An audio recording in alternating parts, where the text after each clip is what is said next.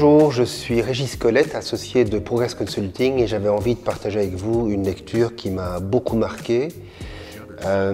Ça s'appelle Reinventing Organizations par Frédéric Laloux. Alors, vous êtes nombreux probablement à déjà avoir lu ce livre. Et pour ceux qui ne l'ont pas encore fait, une invitation à la lecture. Alors, première chose, qui est Frédéric Laloux? C'est un ancien associé de McKinsey. Donc ça pose déjà un peu le cadre. C'est quelqu'un qui a, en tant qu'associé McKinsey, qui a travaillé dans pas mal d'organisations à un niveau international. Donc on peut dire que c'est quelqu'un qui connaît le monde de l'organisation et le monde de l'entreprise. Deuxième point, c'est un livre sorti en 2014 et qui a été préfacé par Ken Wilber. Ken Wilber, auteur beaucoup moins connu dans nos régions que Frédéric Laloux. Ken Wilber, c'est le philosophe américain le plus lu ces 10 dernières années. Donc c'est intéressant.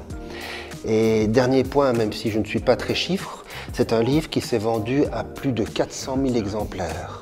Pour un livre de management, c'est assez impressionnant. Voilà. Et alors, je viens sur le fond maintenant.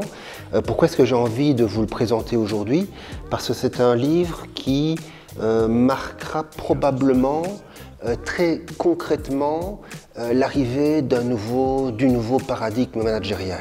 Donc on parle beaucoup ces dernières années d'un changement de paradigme, de nouvelle culture managériale. C'est un livre intéressant parce qu'il marque, c'est un livre charnière entre un ancien monde managérial probablement et un nouveau monde managérial.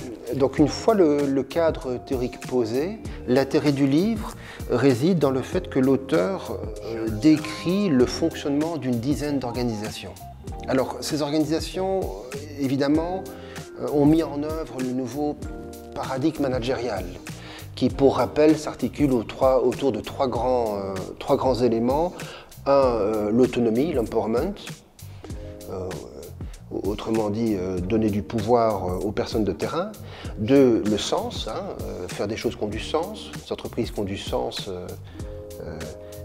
pour lesquelles les résultats financiers, c'est une résultante et pas une finalité. La première finalité de l'organisation, c'est faire ce pourquoi elle est faite, sa mission.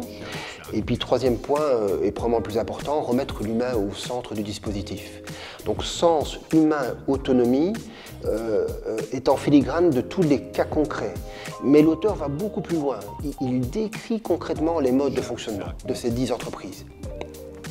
En termes de gestion des conflits, de management de la performance, de la relation avec les clients, de la manière dont ces organisations recrutent. Et c'est ça qui est vraiment intéressant, parce que ce sont vraiment des business cases. Donc c'est passionnant, parce que c'est très pragmatique et très concret.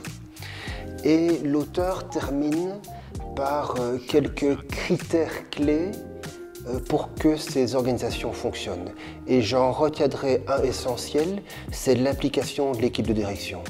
L'auteur insiste sur le fait que si l'équipe de direction n'est pas très fortement impliquée dans ce nouveau modèle organisationnel, ça ne percole pas vers le bas. C'est l'idée qu'il y a une forme d'exemplarité à respecter. Voilà, lecture très très intéressante.